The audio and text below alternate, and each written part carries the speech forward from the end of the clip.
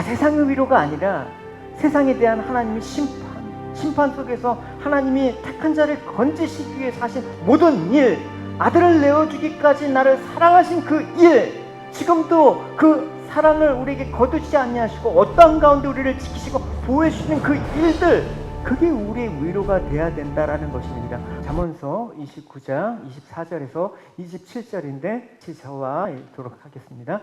도둑과 짝하는 자는 자기 영혼을 미워하는 자라. 오늘 본문은 혼탁하고 불안한 세상 속에서 우리가 절대적으로 하나님을 경외해야 될 필요성을 강조하고 있습니다. 그러니까 하나님을 통해서만 안전을 보장받을 수 있고, 하나님을 통해서만 우리의 모든 계획 가운데 하나님의 선하신 그 길로 인도받을 수 있기 때문에 우리는 하나님을 의지하고 따라야 되는 것입니다. 여러분, 오늘날 불확실한 시대 가운데 우리가 살고 있지만 하나님은 언제나 확실하십니다. 하나님은 언제나 정확하십니다. 하나님은 언제나 신실하십니다. 할렐루야. 오늘 본문은 그래서 잠언의 목적이 결국은 궁극적으로 우리 인생으로 하여금 하나님 말씀에 순종하고 또 여호와 하나님을 경외하는 데 있음을 보여주고 있습니다. 그것이 인생의 지혜이다. 결국 잠언 말씀을 요약한 겁니다. 그래서 오늘 본문의 흐름은 우리가 의지하고 최고의 가치로 여기는 게 무엇이냐라고 묻습니다. 우리가 생각하는 따르는 가치가 있습니다.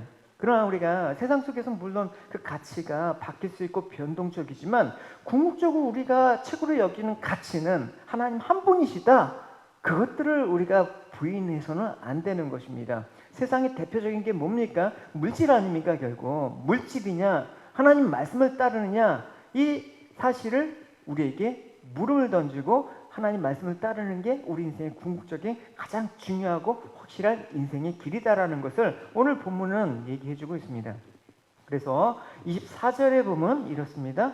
도둑과 짝하는 자는 자기 영혼을 미워하는 자라. 그는 저주를 들어도 진술하지 아니하느니라 라고 얘기하고 있습니다. 여러분, 도둑과 짝하는 자는 원래 뜻은 도둑과 함께 나누는 자. 영어로 보면 if you assist yourself라고 얘기하지 않습니까? 또 다른 성경에서는 도둑과 파트너라고 얘기하고 있습니다. 그러니까 동참한다. 도적의 행위에 동참하고 그 결과로 주어진 재물을 나누어 가진다라는 그 의미를 갖고 있습니다. 이렇게 하는 것은 자기 영혼을 미워하는 자라고 얘기했습니다. 자기 생명을 위태롭게 하는 일이다라는 그 말씀을 하고 있는 것입니다. 근데 이렇게 해서는 안 되는데 이렇게 했는데 왜 그렇습니까? 이익이 있기 때문에 그래요. 실제적으로 불의한 일을 하면 어떤 부당한 이득이라는 걸 취하는 그 재미가 쏠쏠하거든요. 근데 그게 결국 영혼을 죽이는 것이라고 얘기를 하고 있습니다. 그러니까 도둑과 짝이 된 자들은 나중에 너 그렇게 하면 큰일 나, 그렇게 하면 벌 받아, 그렇게 하면 깜빵 가, 이런 저주를 들어도 다른 진술을 하지 않아. 그래서 저주를 들어도 진술하지 아니한다는 말은 그 레위기 말씀을 근거로 해서 지금 잠언에 기자는 얘기를 한 것입니다. 레위기 말씀에 이런 말씀이 있어요. 같이 읽어보도록 하겠습니다. 만일 누구든지 저주하는 소리를 듣고서도 증인이 되어 그가 본 것이나 알고 있는 것을 알리지 아니하면 그는 자기의 죄를 져야 할 것이요 그 허물이 그에게로 돌아갈 것이며. 그러니까 성전 제단에서 진실을 말할 것을 맹세하고 또 그 알고 있는 범죄에 대해서 하나님 앞에 솔직하게 얘기해야 되는데 의증한다. 그럴 때 반드시 하나님께서 그것들을 묻겠다라고 얘기하고 있습니다. 정직하다라는 건 뭐예요, 여러분? 내가 하나님 앞에 의로운 척하는 게 아니라 내가 하나님 앞에 솔직한 거, 내가 나의 죄됨을 그냥 솔직하게 고백하는 거, 그게 정직한 거죠. 거짓말 안 한 사람이 정직합니까? 왜 우리는 다 거짓말해요? 거짓말 안 하고 사는 사람이 이 세상에 어디 있습니까? 그러나 주님 앞에 내가 거짓말했습니다. 주님 용서하십시오. 이게 정직한 자라는 거예요. 여러분, 오늘날도 마찬가지예요. 형사소송법에 있어서 증인은 먼저 양심에 따라 진실을 말할 것을 서면으로 작성합니다. 여러분, 법률에 관한 드라마 같은 거 여러분 보시면 그렇지 않습니까? 그래서 서명 날인하고 낭송을 합니다. 제가 위증을 할 시에는 달게 벌을 받겠습니다. 저는 진실만을 말할 것을 이 법정에서 엄숙히 성서합니다. 이렇게 선서하고 한단 말입니다. 근데 그렇게 맹세에도 불구하고 거짓을 말하면 무슨 죄를 처벌받아요? 위증죄라는 걸 처벌받는 것입니다. 근데 1절에서는 도둑과 짝하는 자는 거짓 증언을 한다라는 거예요. 의증을 하는 거예요. 그렇죠? 우리가 솔직히 봅시다, 여러분. 우리가 지금 온라인으로 드렸는데 하나님, 저는 예배를 하나님 정직하게 드리겠습니다. 그럼 똑같이 드리는 거야. 그죠? 화면만 펴놓고 딴 거 하면 안 돼, 여러분. 화면만 펴놓고 그냥 딴 생각하면 안 돼. 왜? 하나님 보시기 때문에. 하나님 우리를 정확하게, 우리의 예배는 사람 앞에 드리는 게 아니란 말입니다. 하나님 앞에 드리는 것입니다. 예배의 대상, 예배의 경배의 대상은 오직 하나님이십니다. 할렐루야. 이 시간 다시 여러분 다 잘 드리겠지만 혹시 좀 마음가짐이나 자세가 흐트러지거나 소파에 이렇게 기대갖고 이렇게 편히 무슨 드라마 보는 식으로 예배를 안 드렸으면 좋겠습니다. 높아심에서 그냥 얘기하는 거예요. 그래서 거짓 증언을 하는데 이 거짓 증거에 대한 이유로 다음과 같은, 그럼 왜 거짓 증거를 하는가? 첫째는 뭐냐면 이렇게 공범을 감싸주거나 공범의 죄를 누설하게 되잖아요. 그러면 내 죄도 발각이 되기 때문에 나도 처벌이 받아. 그러니까 저 사람의 저 사람의 죄를 내가 폭로하지 않아야지 나도 사는 거야. 여러분 우리가 물귀신 작전 많이 쓰잖아요. 너 나 건들면 너도 가만히 온전하지 않아. 이런 협박을 많이 하잖아요. 그렇기 때문에 누설을 못 하는 거예요. 그래서 진실을 또 말할 경우에는 보복이 또 두렵고, 또 두 번째는 뭐냐면 왜 위증을 하냐면 이런 과정이 반복되잖아요. 그럼 어느새 죄의식에 마비가 된다라는 거예요. 내가 위증을 하는 게 큰 죄의식을 못 느껴. 그러다 보면 계속해서 거짓말을 한다라는 거예요. 여러분 허언증 아시죠, 여러분? 허언증은 뭐예요? 내가 거짓말 하는데 진실처럼 얘기되는 거야. 나는 진실처럼 믿고 하는 거야. 그렇게 된단 말입니다. 그러니까 거짓말을 밥 먹듯이 한다고 얘기를 하잖아요. 결국 죄인들과 짝해서 범죄하는 자는 더 깊은 죄악에 빠져들고 결국 그게 악순환에 악순환을 거듭해서 파멸에 이른다라는 것을 잠언서는 경고하고 있어요. 근데 여러분 우리가 도둑은 뭡니까? 여러분 세상이라고 여러분 대입할 수가 있죠. 결국 세상이라는 것과 대입시켜보면 우리가 세상과의 관계를 어떻게 하느냐에 대한 말씀이기도 한 것입니다. 그러니까 우리가 처음엔 이 정도면 괜찮지 않은 그 가벼운 마음으로 세상과 짝하면 안 돼요, 여러분. 세상에서 살아가는 방식은 세상의 방식이고 우리는 우리의 방식이 있단 말입니다. 믿음의 길이 있단 말입니다. 주님께서 말씀하신 그 생명의 길이 있다란 말입니다. 그래서 성경은 악은 어떤 모양이라도 버려라. 혹시 호기심 삼아 경험 삼아 할 수 있지 않습니까? 아니에요. 그런 거는 호기심 삼아 할 필요가 없는 거예요, 여러분. 호기심 삼아 했던 것들이 빼놓을 수 없는 그런 습관이 돼갖고 파멸에 이르는 경우가 얼마나 많습니까, 여러분? 처음부터 마약하고 싶어서 마약하나요? 처음부터 도박하고 싶어서 도박하나요?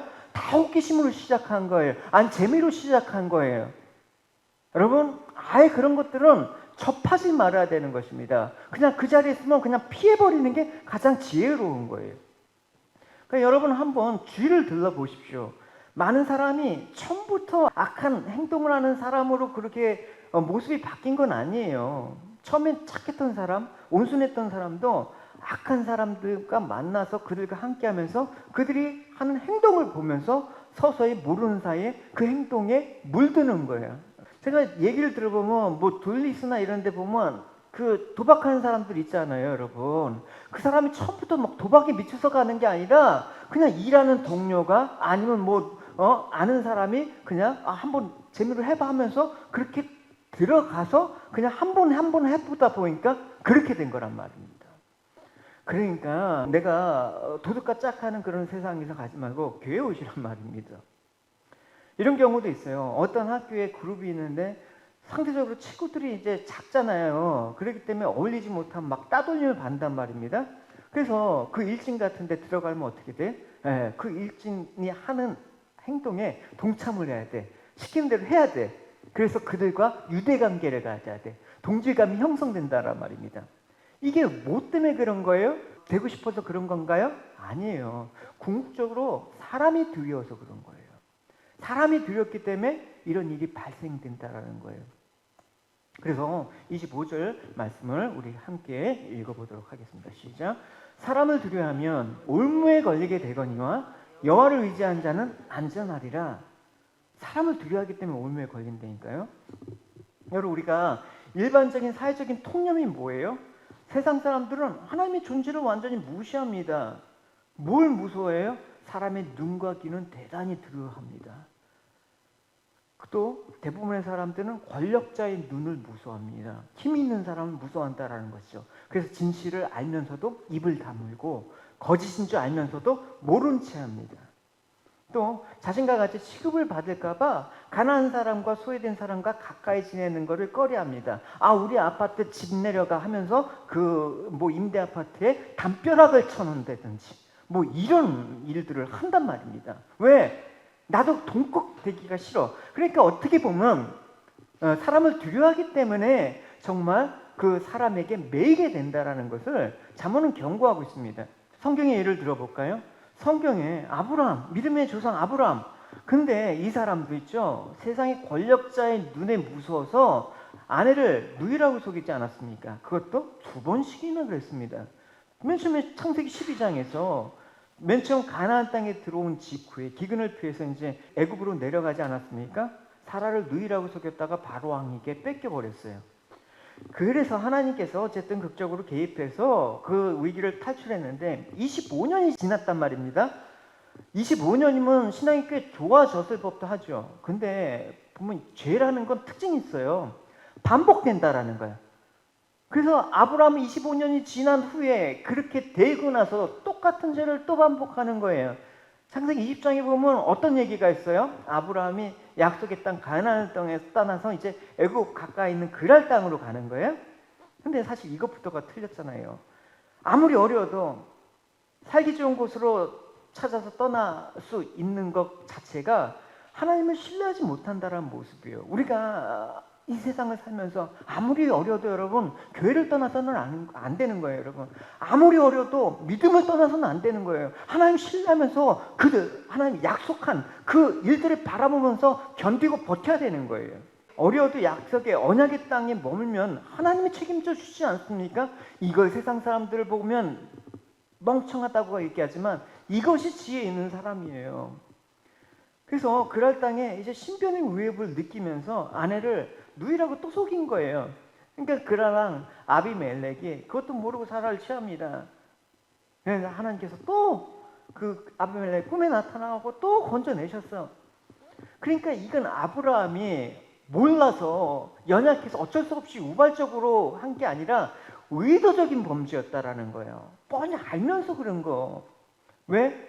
도둑과 짝했기 때문에 자꾸만 사람의 눈을 의식했기 때문에 그 두려움에서 떠나지 못했기 때문에 이게 계속해서 반복이 되는 거야. 이 두려움을 끊어내기 위해서는 항상 하나님만을 두려워해. 너희들이 두려워할 자를 두려워하지 않으면 사람에게 두려워하는 거야. 세상에게 두려워하는 거야.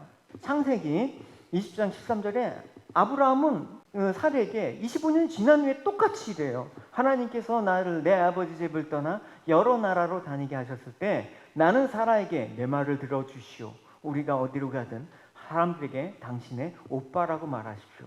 그것이 나를 위하는 길이요.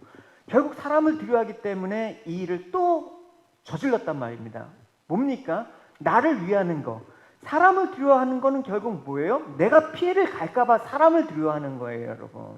여러분, 이 당시에는 물론 법질서가 문란했어요. 그래서 다른 사람의 아내를 강탈하는 풍습이 있었습니다. 특히 이 고대사에서는 결혼하려면 지참금이 필요해. 그러니까 그냥 신부를 데려오는 게 아니라 비싼 값을 그 신부 가족에게 지불을 하고 데리고 오는 거예요. 그러니까 그 당시 이제 베두인족처럼 그냥 광야에서 사막에서 사는 사람들은 이 지불할 능력이 없으니까 결혼할 수가 없는 거야. 그럼 어떻게 합니까? 가난한 유목민들의 남편을 죽이고 그 아내를 강탈하는 일들이 너무나 잦은 거예요. 아브라함은 알죠. 그게 두려웠고. 또 성욕을 치우기 위해서 죽이는 경우가 있었기 때문에 아브라함은 살에 대한 이런 변명은 그런 당시 상황들에 보면 충분히 이해가 가. 그러나 여러분 우리가 어쩔 수 없이 이렇게 했습니다라는 상황들 가운데 하나님께서 물어보는 거예요. 두려워하지 말아라. 그 어쩔 수 없는 상황 가운데 내가 그 상황들을 붙잡고 있다. 그것들 잊지 말아라. 그걸 계속해서 말씀으로 우리에게 확인시켜 주는 거야. 근데 아브라함의 모습은 믿음의 조상이라고 하기에는 너무나 초라한 모습이었어요. 실제로 아브라함이 진짜 힘이 없어서 그런 건 또 아니에요.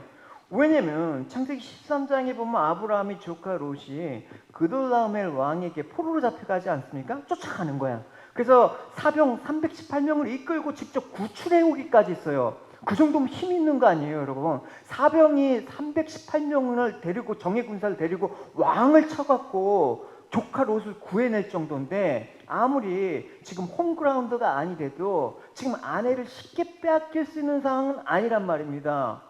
그러니까 아내를 충분히 지킬 수 있는 힘이 있는데도 불구하고 사람을 두려워하니까 그런 거예요, 여러분. 하나님 우리에게 우리 삶들을 하나님 앞에 가져갈 수 있는 충분한 힘 주셨잖아요, 여러분. 건강 주셨잖아요. 지금 일줄 주셨잖아요, 여러분. 근데 두려운 거야, 계속. 예? 코로나가 또 변이 바이러스가 또 이제 시드니에 퍼졌다니까 두려운 거야, 어떻게 될까봐.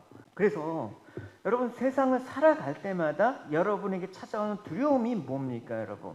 그래서 요즘 여러분 세상적으로 잘 살기 위해서는 공포 마케팅만 잘하면 여러분 세상적으로 잘 살 수 있습니다. 사람의 그 두려움을 자극해갖고 그 두려움을 이용해서 돈벌이라는 사람들이 많단 말입니다. 여러분, 그게 독적과 짝하는 거예요. 그래서 사람의 두려움을 하면 올무에 걸린다. 또 반대로 여호와 하나님을 의지하는 자, 하나님을 두려워하는 자는 안전하리라. 아주 극단적인 대조예요, 여러분. 세상도 두려워하고 하나님도 두려워할 수가 없는 거예요. 하나님도 따르고 세상도 따를 수가 없는 거예요. 우리가 주님을 의지하게 되면 그동안 우리를 괴롭혔던 모든 두려움들이 다 무력해질 것입니다. 할렐루야. 그 두려움의 실체는 여러분 주님께서 다 걷어내실 것입니다. 걱정하지 마십시오. 주님이 온전한 사랑이 모든 두려움을 내어쫓는다는 사실을 알게 되는 것입니다. 할렐루야. 요한일서에 보면 하나님의 사랑이 우리 안에 완전해질 때, 하나님을 두려워할 때라는 거죠. 우리는 하나님께서 심판하시는 그날에 아무 두려움 없이 설 수 있을 것입니다. 우리에게 어떤 두려움이 있을 수 없는 것은 우리가 이 세상에서 예수님과 같아지기 때문입니다. 사랑이 있는 곳에 두려움이 없습니다. 왜냐하면 완전한 사랑이 두려움을 내어쫓기 때문입니다. 사람을 두려워하게 만드는 것은 벌을 받을지도 모른다라는 마음 때문에, 아까 의징죄 얘기했잖아요. 그러므로 두려움을 갖는 사람은 사랑을 완성하지 못한 사람. 그러니까 세상을 두려워하면 하나님의 사랑을 경험 못해. 하나님 우리가 얼마나 신실한가를 믿지 못하는 거야. 그러니까 불신앙 가운데 빠질 수밖에 없다라는 거예요, 여러분. 여러분, 두려움의 대상을 정확하게 집으셔야 되는 것입니다. 사람이 아니고 하나님을 의지하고 두려워하는 것, 경외하는 것, 그게 바로 우리의 인생의 가장 큰 중요한 일입니다. 이사야서 51장 12절 같이 읽도록 하겠습니다. 내가 바로 너희를 위로하는 하나님이다. 죽을 수밖에 없는 인간은 어찌하여 너희는 두려워하느냐? 풀처럼 쓰러져갈 인간들을 왜 무서워하느냐? 여러분, 하나님 우리에게 계속해서 너 누구를 두려워하는 거야? 무엇이 두려운가? 여러분 묻고 있지 않습니까? 왜? 잘못될까봐? 왜? 망할까봐? 여러분의 두려움의 대상이 무엇인지, 그러면 인간의 마음에서 도대체 두려움이라는 게 뭔지 우리가 한번 나눠봅시다. 이 두려움의 실체는 뭔가? 여러분, 두려움이라는 것은 우리가 하나님이 우리를 만들었을 당시 태초의 인간들이 알지 못했던 마음이에요. 두려움이라는 것은 아예 없었던 거예요. 근데 인간이 죄를 범한 후에 두려움이 찾아온 거예요. 그러니까 맨 처음 하나님 앞에서 두려움을 가지는 거예요. 창세기 10장에 보면 이렇죠. 내가 동산에서 하나님 소리를 듣고 내가 벗었으므로 어떻게 두려워하여. 이때 조금 두려움이라는 게 와요. 그래서 숨었다. 여러분, 이 말씀을 아담이 죄를 지었기 때문에 하나님 보기 두려워서 숨었다고 간단히 생각할 문제가 아니란 말입니다. 인간은 왜 하나님을 두려워했을까? 벗었으므로 두려워하여 숨었다라고 얘기하고 있습니다. 그러니까 두려움의 동기는 뭐냐? 하나님을 두려운 게 아니라 자신이 벗었음이 두려운 거야. 여러분, 하나님 우리에게 두려움을 주시는 분이 아니라니까요, 여러분. 절대. 그러니까 인간이 벗은 것은 창조 때부터 원래 칠 때부터 무슨 옷 입고 태어났나? 원래 빨가벗고 있는 상태가 인간의 모습이란 말입니다. 근데 선악과를 먹기 전까지 자신이 벗었음을 인지하지 못하는 것이죠. 근데 선악과를 먹으니까 맨 처음에 반응이 뭐냐? 내가 벗었네? 그러니까 선악과는 벗었음에 대한 부끄러움을 가진 인간의 자신의 실체가 노출이 되니까 부끄러움이라는 게 생겨. 내 실체를 보여주니까 부끄러움이 생겨. 여러분 보십시오. 여러분, 내가 좀 잘 나가고 내가 좀 돈이 있을 때는 부끄럽지가 않아. 근데 사업도 망하고 내가 갑자기 처지가 이래 되니까 부끄러워. 그러니까 보여주기 싫어. 그러니까 숨어버려. 우리가 하나님에 대한 그 부끄러움, 그 두려움이 바로 이런 마음이 아닌지 여러분 생각해 보셔야 되는 것입니다. 그래서 그걸 가리려고 어떻게 해? 궁여지책으로 무화과나무 잎으로 그것들을 가려서 치마를 해버려. 부끄러움을 가리기 위한 행동이란 말입니다. 그러니까 선악과를 알게 된 인간의 최초에 보이는 행동이 뭐냐? 부끄러움을 감추기 위한 행동이었습니다. 그 두려움이 부끄러운 일을 한 것에 대한 인간의 마음이라는 거예요. 부끄러움이. 숨어버린 것은 하나님이 추궁이 두려워서 결국 자기를 보호하기 위한 자연스러운 행동이 부끄러움으로, 숨어버림으로 나타나는 거예요. 그러니까 여러분, 많은 사람들이 우리가 성도로서 부끄럽다라는 생각이 들 때 정말 하나님의 징벌을 생각하면서 두려운 마음이 일게 됩니다. 그러나 여러분, 그게 정말 내가 하나님 앞에 순종하지 못해서 부끄러운가? 그게 아니라 그 부끄러움이 자기를 보호하려는 본능에서 나온 두려움이란 말입니다. 결국 두려움이라는 건 뭐냐? 나라는 존재가 중심으로 발생되는 죄의 흔적이란 말입니다. 그래서 성경에서는 두려워하지 말라라는 말을 그렇게 많이 하는 거예요, 주님께서. 우리가 생각해야 될 것이 또 있는데, 그 두려움의 대상은 필요히 나보다 힘이 강한 자에게 형성이 되는 그런 마음이에요. 그러니까 나한테 어떤 해를 가할 수 있는 위치에 있는 존재에 대한 두려움을 갖게 되는 거지, 만만하면 두렵지가 않아요, 여러분. 그죠, 여러분? 꼭 진짜 찌질이들이 그렇잖아요. 나보다 약한 사람들 괴롭히잖아. 나보다 못난 사람들 괴롭히나. 근데 내 앞에보다 나보다 강한 사람한테는 찌그러진단 말입니다. 결국 여러분, 두려움은 힘에 대한 인간의 굴복이란 말입니다. 사람을 두려워하는 그 마음이 바로 두려움이라는 그 감정이라는 거란 말입니다. 그럴 때 하나님께 숨어버리는 거야. 하나님을 피해서 숨어버리는 거예요. 교회도 안 나오게 되는 거야. 신앙생활 안 하게 되는 거야. 세상은 이렇게 강한 자에 의해서 다스려지는 모습이고, 약자는 강한 자에 의해서 이 굴복당하고 따라야 되는 그런 세상의 법칙에 살고 있어요, 여러분. 약자는 그래서 자신을 보호하고 지키기 위해서 어떻게 합니까? 그 사람들을 두려워해야 돼. 굴복해야 돼. 아부해야 돼. 그들의 비위를 맞춰줘야 돼. 그래서 우리는 두려움이 가져다주는 세상에 붙들려 있는 거예요.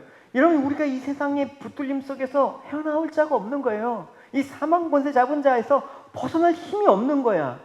우리 운명이란 말입니다, 태생적으로. 여러분, 우리가 처음부터 천국 갈 사람으로 태어난 게 아니라, 그러면 우리가 하나님이 우리를 구원하시게 어떻게 한다? 얘기해 주잖아요, 여러분. 우리가 자력으로 구원할 수 없기 때문에 하나님 직접 세상과 싸우시는 거예요. 그걸 구원하는 거예요. 그래서 구원은 우리 힘으로 되어지는 게 아니다. 그래서 예수님께서 말씀하셨습니다. 같이 읽어봅시다. 이것을 너에게 이르는 것은 너희로 내 안에서 평안을 누리게 하려면, 두려움이 아니라, 세상에서 너희가 환난을 당하나 담대하라. 내가 세상을 이겼기 때문에 어떻게 두려워하지 말아라 합니다. 할렐루야. 그러니까 우리가 하나님께서 하신 일이 우리 속에서 위로가 돼야 돼. 세상의 위로가 아니라 세상에 대한 하나님의 심판 속에서 하나님이 택한 자를 건지시기 위해서 하신 모든 일, 아들을 내어주기까지 나를 사랑하신 그 일, 지금도 그 사랑을 우리에게 거두지 아니하시고 어떠한 가운데 우리를 지키시고 보호해 주시는 그 일들, 그게 우리의 위로가 돼야 된다라는 것입니다. 할렐루야. 내가 자식 잘 둬서 위로가 돼. 내가 지금 사업이 괜찮아서 위로가 돼. 내가 지금 뭐가 돼서 위로가 돼. 이거는 언젠가 허물어질 거예요, 여러분. 그게 영원한 위로가 될 수 없다라는 건 여러분, 우리가 너무나 잘 알고 경험하고 있지 않습니까? 그걸 위로 삼지 마십시오.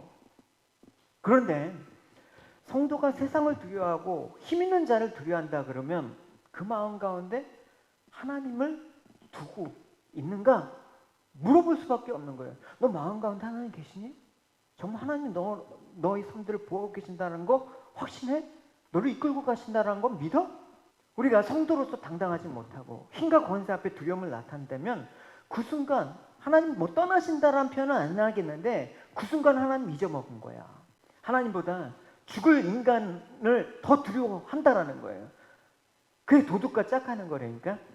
결국은 우리가 모든 영적인 침체, 슬럼프를 빠지게 되는 거는 환경 때문에 그런 거 아니에요, 여러분. 이까지 환경, 여러분. 온라인으로 예배 드리면 되지. 뭐 안 되면 뭐 어떻게 하면 되지. 이런 환경 때문에 우리가 슬럼프에 빠지는 게 아니라 두려워할 자와 두려워하지 못하는 자를 구별하지 못하는 거예요. 세상을 두려워하지 않아야 되는데 세상을 두려워하고, 하나님을 두려워해야 되는데 하나님을 두려워하지 않는 이 반대되는 모습으로 살아갔기 때문에 이 죄의 굴레에서 벗어날 수가 없는 거야. 예수님께서 말씀하셨어요. 사랑하는 친구들아, 너희를 죽이려는 자들을 무서워하지 말라. 그들은 몸만 죽일 뿐이다. 너희 영혼은 죽일 수 없는 능력이 없다. 너희가 누구를 두려워해야 될지 알려주겠다. 죽인 후에 지옥으로 던져질 권세를 가진 분을 두려워하라. 그래, 내가 너에게 말하는데 하나님만 두려워하라. 주님께서 말씀하시지 않습니까? 우리가 두려워해야 될 분이 누구인가? 잠언서에 여호와를 경외하는 것이 우리의 모든 것이 근본이라는 거예요.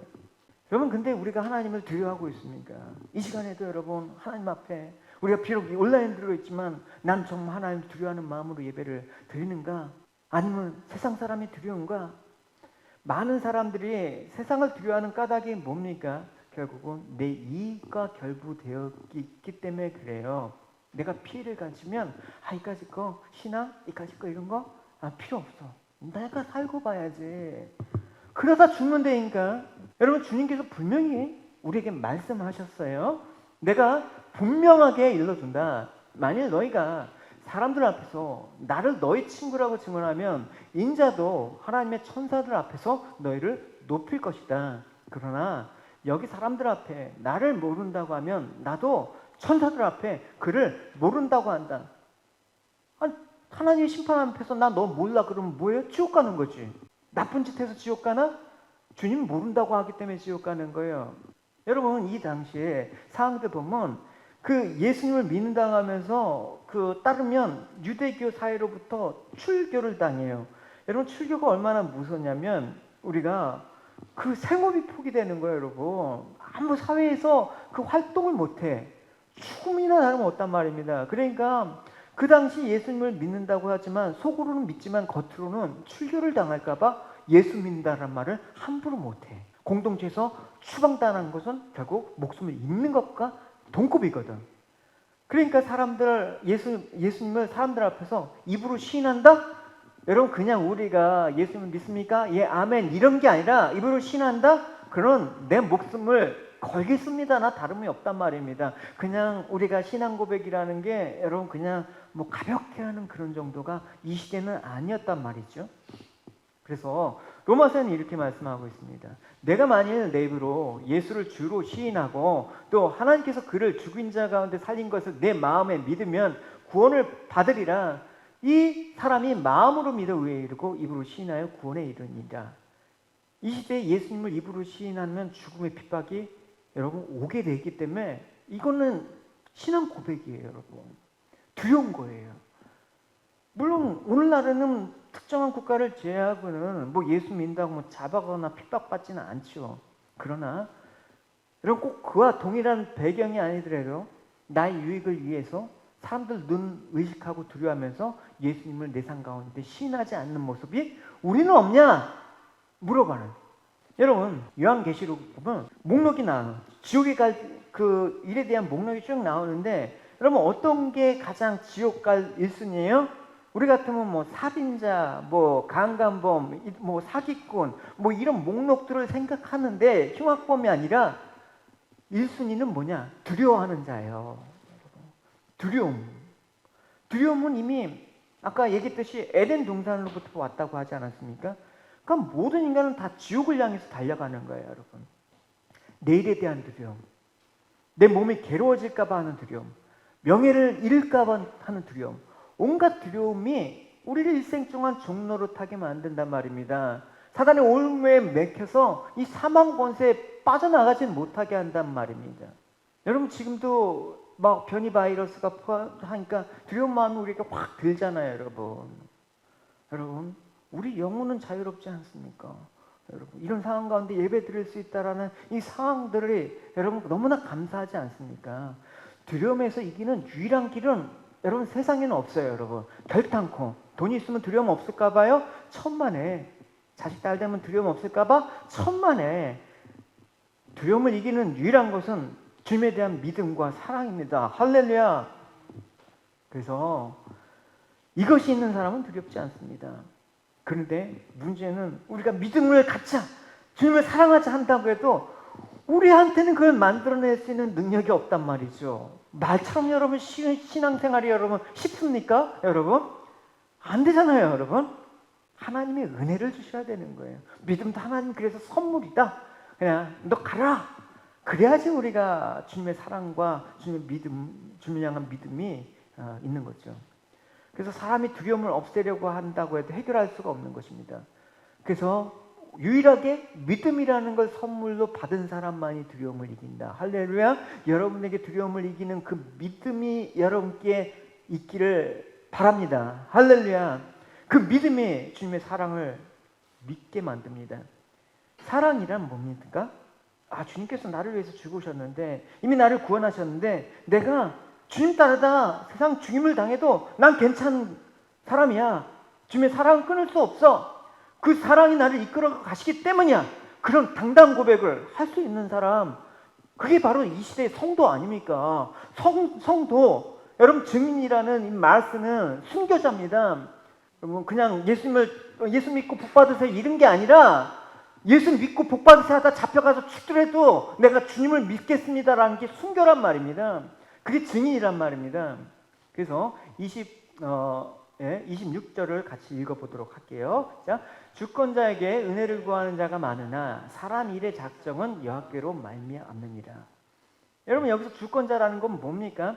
어떤 소송을 앞둔 사람이라면 판결권을 쥔 재판장일 수도 있고, 뭐 어떤 카운슬의 허가를 받아야 되는 걸 기다려야 되는 사람은 어떤 그 인간한 승인권을 가진 공무원의 어떤 뭐 높은 사람일 수도 있죠.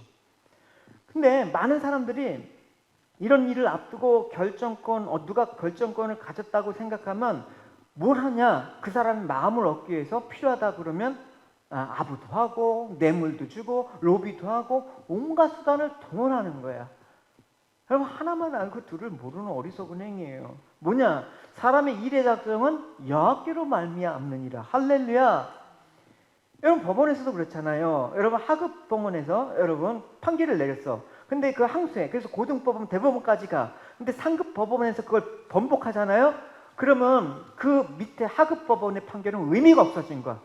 다시 검토해. 이 땅의 일이 그런 거예요. 이 땅에서 권력자들이 권위를 갖고 결정하는 거, 물론 그것들을 순복하고 우리가 존중해야 되겠지만, 그 위에 하나님이 결정하신다. 그 일이 있으면 아무도 그것들을 번복할 수가 없는 거예요. 그 결정이 최고의 법이에요. 할렐루야. 우리는 세상법을 따르지만 세상법이 따르는 이유는 하나님 법이 그보다 차원이 높고 세상법에 비할 수 없는 가장 높은 법을 따르는 사람이기 때문에 세상법을 따르는 것뿐이죠, 여러분. 그래서 다니엘서 3장에 보면 이런 일이 있잖아요, 여러분. 느부갓네살왕이 자기를 높이기 위해서 어마어마한 금신상을 만든단 말입니다. 그 금신상에 다 강제로 절하게 만들어요. 이래요. 그래서 엎드려 절하지 않는 사람은 누구나 즉시 불타는 용광로에 던져질 것이다. 불에 태워 죽일 것이다 라고 얘기하고 있습니다. 근데 이런 상황 가운데 다니엘의 세 친구 있잖아요. 사드락과 메삭과 아벳느고, 이 세 친구가 왕이 명령하는 것을 따르지 않아요. 우리가 하나님만을 높이는 사람인데 어떻게 왕이 만든 금신상에 절을 하느냐. 그러니까 느부갓네살이 열받아하고 화가 나면서 당장 데려와 명령하는 거예요. 왕 앞에 끌려왔죠. 근데 얘네도 인재거든. 잘 키워갖고 바벨론의 그 인재로 쓰려고 지금 하기 때문에 한 번에 죽이기는 아까워. 그래서 정말 회의하는 거야. 야, 너희들 뭘 모르고 있는데 지금이라도 저래. 내가 없던 일 해줄게. 실수할 수도 있지. 잘못했을 때 혈기로. 지금이라도 돌이켜라. 근데 너희들 진짜 거부하면 큰일 난다. 그러니까 여러분, 이쯤 되면 어떻게 합니까? 고민 좀 해. 고민하고 그래 뭐 당장 그렇게 된다고 죽는 것도 아니지 하면서 여러분 속이 타잖아요, 여러분. 저 같아도 그러겠네. 근데 다니엘의 세 친구가 이렇게 얘기를 하는 거예요. 왕이여, 우리가 섬기는 하나님이 계시다면 우리를 맹렬히 타는 풀무불 가운데 능히 건져내시겠고 왕의 손에서 건져내시리라. 그렇게 하지 아니하실지라도 왕이요 우리가 왕의 신들을 섬기지 아니하고 왕이 세우신 금신상에 절하지도 아니할 줄 아옵소서. 대단한 겁니다, 여러분. 이런 담대함. 여러분 이 구절에서 17절만 딱 놓고 보는데 하나님께서 푸른 불에서 건져주실 겁니다.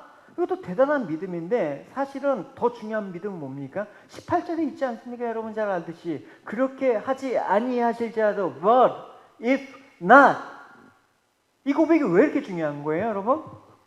이 선포 속에는 내가 바라지 않는 대로 될 수도 있어요. 그래도 그것들은 하나님이 작정으로 말미암는 거야. 하나님의 주권이 담겨있는 고백이기 때문에 중요한 것입니다. 할렐루야. 여러분 우리가 기도하면 바뀝니까? 바뀌죠. 여러분 응답합니까? 응답되죠. 기도를 하시라니까. 근데 내 뜻대로 아니라 하나님 뜻대로 우리의 기도를 바꾸십니다. 응답하십니다. 물론 기도하면 바뀐다라는 믿음 굉장히 중요한 믿음이에요, 여러분. 그 믿음이 있어야 돼요. 그럼에도 불구하고 우리가 하나님께 기도하는 그 우리 인식은 더 나가야 되는 것입니다. 그리 아니하실지라도.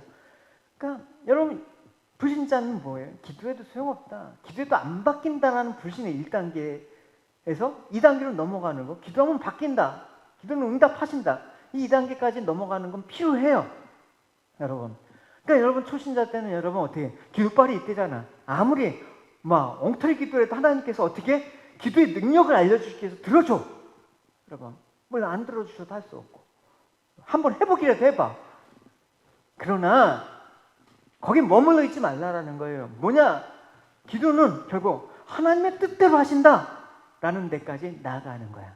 할렐루야. 그리 아니하실지라도. 이 바로 새 친구의 고백이란 말입니다. But if not, 이게 바로 믿음이에요, 여러분. 하나님께서 하신다라는 그 믿음, 하나님께서 모든 일을 작정대로 이끌어 가신다는 그 믿음. 할렐루야. 여러분 사도 바울 봅시다. 사도 바울이 기도하면서 여러분 기도하면 낫는다, 응답한다 라는 생각만 갖고 있었다 그러면 그가 기도하지 않습니까? 자신의 육체의 가시를 위해서 막 목숨을 걸고 3번이나 간절히 기도했는데 하나님께서 응답하지 않으셨습니다. 거절하셨습니다. 만약에 기도하면 반드시 응답해 준다라는 이 단계까지만 알고 있었다면 사도 바울은 되게 서운했겠죠. 하나님, 내가 주님 일 하겠다라는데 건강하게 허락해 주셔야지. 그럼 하나님 고칠 수 있는 분인데 왜 안 고쳐주세요? 라고 서운해하지 않겠습니까, 여러분? 성경을 읽을 때 여러분, 그게 당연하다고 생각하면 우리가 믿음으로 취할 수가 없어. 여러분, 어떻게 이런 고백이 나왔을까? 어떻게 이런 마음이 들었을까? 내가 그 자리에서 한번 나라면 어떻게 했을까? 한번 충분히 대입을 해봐야 돼. 저는 시험에 빠졌을 거예요. 하나님, 제가 주님께 충성하고 주님을 따른 이 삶들이 기쁘지 않으십니까? 온당한 대우를 해주셔야 되지 않습니까? 왜 이렇게 저를 대우해 주세요? 충분히 이럴 법해요. 근데 사도 바울은 아까 다니엘이 세친 것처럼 기도하면 바뀐다가 아니라 기도는 하나님 뜻대로 하는 거다. 할렐루야. 그 생각을 갖고 있기 때문에 하나님의 거절에 대해서 이렇게 해석을 해요. 고린도후서 말씀 우리 같이 함께 보시도록 하겠습니다. 같이 읽겠습니다. 나는 이것을 제거해달라고 주님께 3번이나 간청했습니다. 그러나 주님께는 나에게 내 은혜가 내게 족하다. 내 능력이 약한 데서 온전해진다라고 말씀하셨습니다. 나는 그리스도의 능력이 내 위에 머물도록 하기 위해서 나의 약한 것들을 더욱 기쁘게 자랑합니다. 주님께서 하신다라는 것들이 드러내면 내 능력이 약해도 내가 보잘것없어도 내가 비천한 자라도 하나님 감사합니다. 할렐루야. 여러분, 세상을 사랑하는 데 있어서 세상 사람들은 누구의 관심을 사려고 합니까? 통치자의 관심을 사려고 합니다. 그렇게 살아가는 것은 뭐라고 합니까? 처세술이라고 얘기하잖아요, 여러분. 그러나 사람의 일을 판단하시는 분은 주님이십니다. 할렐루야. 그러므로 성도는 세상의 권력자들에게 환심을 사려는 자들이 아니라 세상에 대해서 주님이 하실 일을 증거하는 거예요. 심판하신다.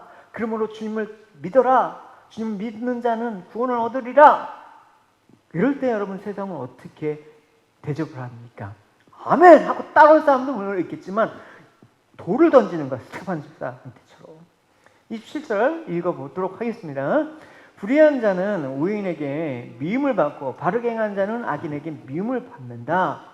여러분 여기서 미움이란 말 히브리어 토의 발은 뭐냐면 아주 막 디스커스팅하는 거예요. 아주 싫어하는 정도가 약한 의미가 아니라 아주 불쾌해. 혐오감을 느껴. 우리가 예수 믿는다 그러면 그냥 아유 당신이 난 믿으세요 이런 정도가 아니라 아주 불쾌한단 말입니다. 오늘날 예수쟁이들 때문에 코로나가 퍼졌어 막 그죠? 개독교인들 아주 혐오하는 시대에 살고 있잖아요, 여러분. 그런 가운데 주님은 우리의 구세주입니다라고 여러분 당당히 외칠 수 있습니까? 여러분 우리가 의로운 자나 불의한 자 사이에 존재하는 이런 불쾌감과 혐오감은 오늘날 갑자기 생긴 감정은 아니에요. 물론 태초부터 하나님께서 작정하신 거란 말입니다. 여러분 인간이 아까 타락한 이후에 범죄한 아담과 하와에게 이제 징계를 내리셨어요. 더불어 이제 사단을 심판하면서 어떻게 말씀하셨습니까? 내가 너로 여자와 원수가 되게 하고 내 후손도 여자의 후손과 원수가 되게 하린다. 여자의 후손은 내 머리를 상하게 할 것이다. 너는 그의 발꿈치를 상하게 할 것이다. 서로 원수가 되겠다. 서로 혐오하겠다. 서로 아주 미워하는 관계로 하나님께서 그렇게 만들어 놓겠다고 태초부터 얘기를 하셨습니다. 타협할 수가 없는 거예요, 여러분. 성도는 도둑같이 착할 수가 없다니까. 27절에 여러분 그래서 미움이라는 이 어브노미네이션이 뭐입니까, 여러분? 사사로운 감정이 아니라 하나님의 백성과 사단의 자식 사이에 존재하는 원수의 감정이라고 할 수가 있습니다. 그래서 이런 감정은 가인이 아벨을 살해함으로써 태초에 극명하게 나타났습니다. 최초의 살인이 바로 이건 거 아닙니까, 여러분? 그래서 창세기 보면 아벨의 자손, 가인의 자손, 또 아벨, 이제 이후에 셋의 후손들 이렇게 갈리지 않습니까? 이런 것들이 오늘날 계속해서 이어졌네요, 여러분. 세상과 교회는 양립할 수가 없는 거예요, 여러분. 같이 존재하면서 타협하면서 적당하게 어울러지면서 살아가는 게 종교다원주의예요. 그럼 종교다원주의가 얼마나 멋있게 들리는데 그건 다 죽는 길이라니까, 여러분. 그래서 이런 감정은 본질적인 하나님 백성과 사단의 자식들의 본질적인 차이에 기인한 것이기 때문에 우리가 인간의 제도나 타협으로 해결될 성질의 것이 아니에요. 본질이 변하지 않기 때문에 이런 역사는 계속해서 반복되는 거예요. 기독교의 그런 핍박은 계속해서 반복돼요. 이 시대에 반복되는 새로운 핍박이 이제 다가올 거예요. 이 코로나 시대로 인해서 교회를 혐오하고 하나님의 사람들을 핍박하는 시대가 올 거란 말입니다. 여러분 떠나지 마십시오, 여러분. 할렐루야. 지키십시오. 이 시대에 믿음을 보시기 위해 하나님이 찾는 자가 되십시오. 많지는 않지만 여러분들은 꼭까지 믿음을 지키십시오. 할렐루야. 그래서 주님께서 뭐라고 하셨습니까? 너희가 세상에 속하였으면 세상이 자기 것을 사랑할 것이나 근데 너희는 세상에 속한 자가 아니네. 도리어 내가 너희를 세상에 택했기 때문에 세상이 너희를 미워할 수밖에 없는 거야. 그러기 때문에 어떻게 두려워하지 마라. 여호와를 의지하라. 담대하라. 말씀하셨습니다. 성도는 누구입니까? 예수님을 믿는다고는 할 뿐 그냥 내 자신의 길을 가는 사람이 성도입니까? 예수 믿는다고 하면서 그냥 내 삶대로 내가 마음대로 살아가는 게 성도입니까? 아니지 않습니까, 여러분? 성도는 내 길 포기하고 주님이 가신 길을 걷는 사람이 성도, 그리스도인이라고 얘기를 하고 있습니다. 예수님이 가신 길이 맞기 때문에 지금 이 시대 가운데 그게 아니라 지금은 이렇게 해야 된다, 변했다 얘기하더라도 변하지 않는 건 예수님께서 보여주신 그 길, 그 방식 그건 변하지 않는 겁니다, 여러분. 이 세상 끝날 때까지 우리는 예수님께서 보여주신 그 방식대로 살아가는 사람들이란 말입니다. 할렐루야. 그러니까 미움받죠, 여러분.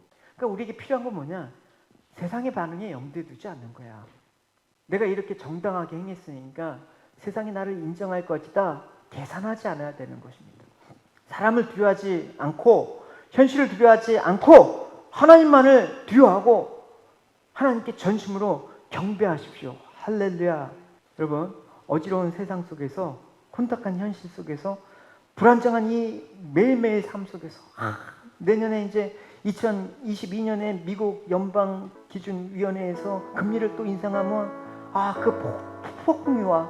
물가가 막 2배로 치솟고 점점 살기는 힘들고 이 코로나는 계속해서 내년도 이제 평생 갖고 와야 될 건데 이런 일 때마다 막 공포감을 느끼면 어떻게 살아요? 이런 두려움 가운데 여러분 내가 너와 함께하리라. 할렐루야. 가장 여러분의 삶 가운데 가장 확고하고 가장 온전한 보장은 하나님만을 의지하는 거예요. 할렐루야. 우리가 이 땅에서 드려야 할 분, 오직 경배하실 분, 경외할 분은 오직 하나님 한 분이심을 아는 사람, 또 그 길을 가는 사람이 복 있는 사람이다. 할렐루야. 여러분 복된 여러분이 되시길 바래요. 여러분 세상 것으로 주눅들어하지 마시고 두려워하지 마시길 바래요. 이 믿음으로 그 어느 누구를 만나도 담대하게 예수님을 증거하는 증인으로 사시는 저와 여러분이 되시기를 주님의 이름으로 축원합니다. 할렐루야. 우리 다 같이 일어서셔서 우리 함께 말씀을 생각하시면서 주님만 의지하겠습니다. 주님만 바라보겠습니다. 이 고백하시면서 우리 같이 찬양 드리시도록 하겠습니다.